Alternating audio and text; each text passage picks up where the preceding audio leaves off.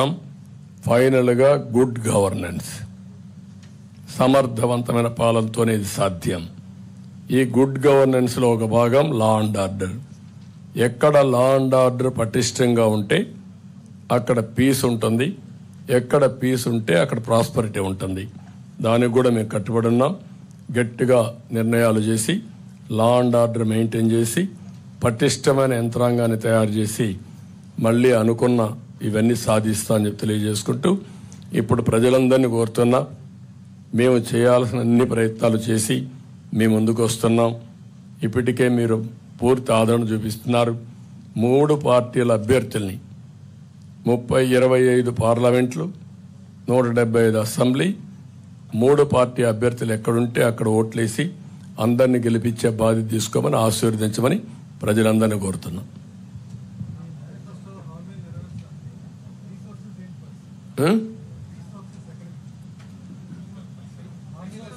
జగన్మోహన్ రెడ్డి ఎక్కడ తెచ్చాడు?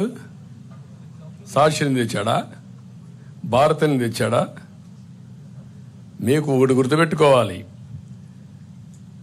క్లియర్గా 2019లో రిసోర్సెస్ ఉపయోగించడం సమర్థవంతంగా ఉపయోగించి వెల్త్ క్రియేట్ చేశాం.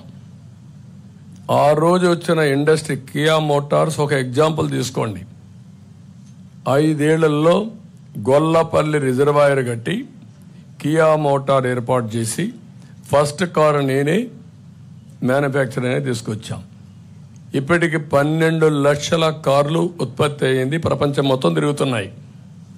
దానివల్ల లాభాలేంటి? 15,000 కోట్ల రూపాయలు పెట్టుబడులు పెట్టారు. దగ్గర 12,000 15,000 మంది పనిచేస్తారు డైరెక్ట్గా. దాని మీద ట్రక్ ఓనర్సు, ట్రక్ డ్రైవర్సు, అక్కడ ఉండే అకామిడేషను అన్నీ కలుపుకుంటే ఒక 30,000 కుటుంబాలు బాగుపడ్డాయి. దీనివల్ల ప్రభుత్వానికి ఆదాయం వస్తూ ఉంది, ట్యాక్సెస్ ద్వారా 1000 కోట్లన వస్తుంది. ఆ డబ్బులతో మనం సంక్షేమ కార్యక్రమాలు ఇస్తున్నాం. మీరు ఒక్క ఎగ్జాంపుల్ చెప్పండి, ఈ 5 ఏళ్లలో ఒక్క పరిశ్రమ వచ్చిందా? ఒక్క డెవలప్మెంట్ జరిగిందా? ఆదాయం ఎక్కడి నుంచి వస్తుంది? అందుకే బిగినింగ్లో వచ్చిన ఆదాయం 5 ఏళ్లకు ఎత్తిపోయే పరిస్థితికి వచ్చింది. ఇప్పుడు అప్పులు చేశారు. ఇప్పుడు ఏమంటున్నాడు? నేనేమీ చేయలేనని చేతులెత్తేసే పరిస్థితికి వచ్చాడు. ఎందుకు చేతులెత్తేసాడు? Reason is very simple. ఇప్పుడు ఏమీ చెయ్యలేమనే పరిస్థితికి వచ్చేసాడు. అంటే ఎప్పుడు కూడా మీ ఖర్చులు మీ ఆదాయాన్ని రెండు ఉంటాయి, అప్పులు కూడా ఉంటాయి. అప్పులు తెచ్చిన తర్వాత ఎగ్జాస్ట్ అయిపోయారు. నీకు అప్పిచ్చేవాళ్ళు లేడు, ఇప్పుడు అప్పిచ్చేవాళ్ళు లేరు, ఆదాయం వచ్చే మార్గాలు లేవు. ఆదాయ మార్గాలు మొత్తం క్లోజ్ చేసేసాం. అప్పులు ఇచ్చేవాళ్ళు చేతులెత్తే పరిస్థితికి వచ్చారు. ఇప్పుడు మిమ్మల్ని జప్తు చేసే పరిస్థితికి వచ్చారు. చేతులెత్తడం కాదు, జప్తు చేసే పరిస్థితికి వచ్చారు. ఒక్క అమరావతి ఒక ఎగ్జాంపుల్. 2,70,000 కోట్ల రూపాయలు ఆయన బటన్ నొక్కారంటున్నాడు. ఒక్క అమరావతిలో 3 లక్షల కోట్ల రూపాయలు యాజ్ ఆన్ టుడే ప్రజల ఆస్తి ఆవిరైపోయింది. వై? మీరేమీ చేసి ఉండక్కర్లేదు. యాజ్ ఇట్ ఈజ్ అమరావతిని వదిలిపెట్టుంటే 3 లక్షల కోట్లు వచ్చేది.